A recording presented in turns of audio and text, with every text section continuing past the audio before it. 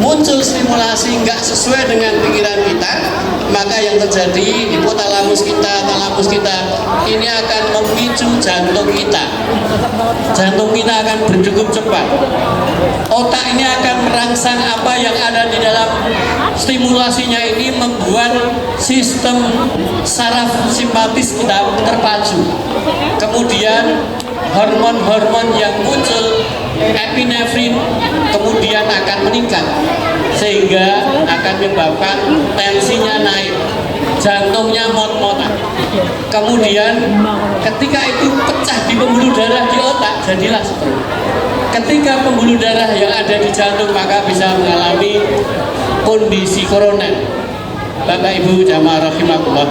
Jadi kalau kita ini kondisi otak kita itu ketika melihat sesuatu yang di luar tidak ada sesuatu yang bagi saya bermasalah, maka ini akan steady state, tenang kita ini.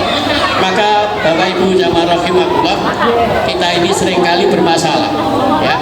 Itulah kenapa ketika kita ini otaknya terjadi rangsangan kuat menjadi amarah, maka yang terjadi jantung, paru-paru, gastrointestinal, lambung, usus, dan seterusnya tidak ada yang tidak terangsang menjadi rusak.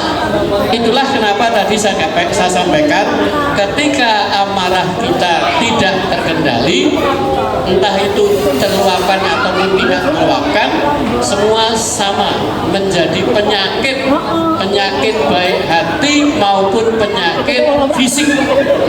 Karena itu Rasulullah menyampaikan ketika segumpal daging, katanya itu sebenarnya konotatif ya, bahasa konotatif, itu baik maka baiklah seluruhnya. Yang dimaksud adalah qalb. Qalb itu adalah bukan jantung tetapi adalah hati, heart kita.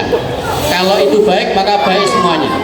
Nah yang berikutnya ini, maka Bapak Ibu, kalau kita ini seringkali bermasalah dengan di luar kita ini adalah stresor semuanya. Maka kita kalau ada stresor kemudian menangkap dengan respon stres ini akan menyebabkan hormon yang kemudian menghasilkan pituitari kita ini glukokortikoid, maka muncul diabetes kita itu.